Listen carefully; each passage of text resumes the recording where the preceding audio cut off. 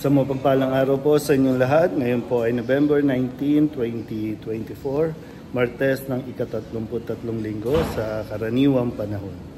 Ating pong unang pagbasa at pagninilay sa araw na ito ay hinango mula sa Aklat ng Pahayag, chapter 3, verses 1 to 6 and verses 14 to 22.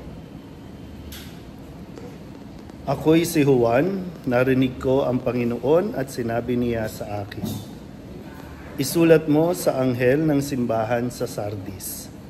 Ito ang sinasabi ng may 7 espiritu ng Diyos at may 7 bituin. Nalalaman ko ang ginagawa mo. Ipinalalagay kang buhay, ngunit ang totoo, ikaw ay patay.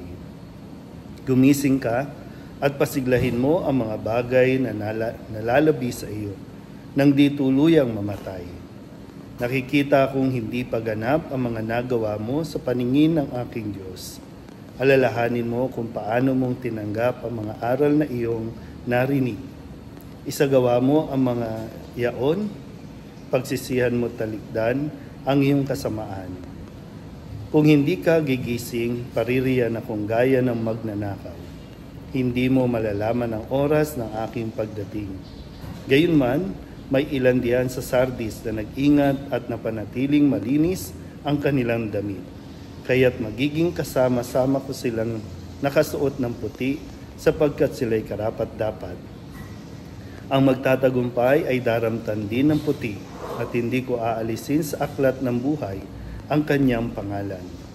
Kikilalanin ko siya sa harapan ng aking Ama at ng kanyang mga anghel. Kung may pandinig kayo, dinggin ninyo ang sinasabi ng Espiritu sa mga simbahan. Isulat mo sa anghel ng simbahan sa Laodicea. Ito ang sinasabi niya na ang pangalan ay Amen, ang matapat at tunay na saksi at siyang pinagmula ng lahat ng nilalang ng Diyos. Nalalaman ko ang mga ginawa mo. Alam kong hindi ka malamig ni mainit. Maano sanang malamig ka o mainit. Ngunit dahil sa ikaw ay malahininga, hindi mainit ni malamig, isusuka kita. Sasabihin mo, ako'y mayaman at sagana sa lahat ng bagay. Ngunit hindi mo man nalalamang ikaw ay abang-aba, kahabag-habag, maralita, hubad at bulag.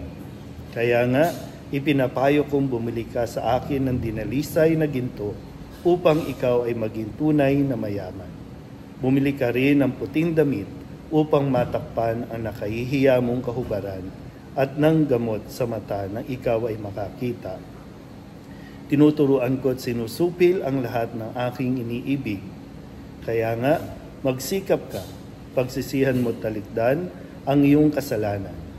Nakatayo ako sa labas ng pintuan at tumututok. Kung diringgin ang aking tinig at bubuksan ng pinto, ako'y papasok sa kanyang tahanan at magkasalo kaming kakain. Ang magtatagumpay ay uupong katabi ko sa aking luklukan. Kung paanong ako'y nagtagumpay at nakaupo ngayon sa tabi ng aking Ama sa kanyang luklukan. Kung may pandinig kayo, dinggin ninyo ang sinasabi ng Espiritu sa mga simbahan. Ang salita ng Diyos. Muli po, isang mapagpalang araw sa inyo pong lahat. Ngayon po ay November 19.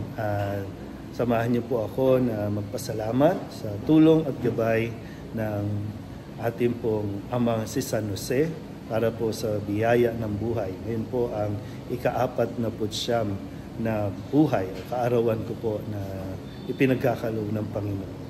At maganda po na maging gabay ko po itong pagbasa natin mula sa Aklat ng Pahayag kung saan ay bahagi po ng pagtatapos na muli masuri ang aking puding pamumuhay kung ako ba ay namumuhay ayon pa sa kautusan ng Diyos, ayon sa mga aral ni Kristo.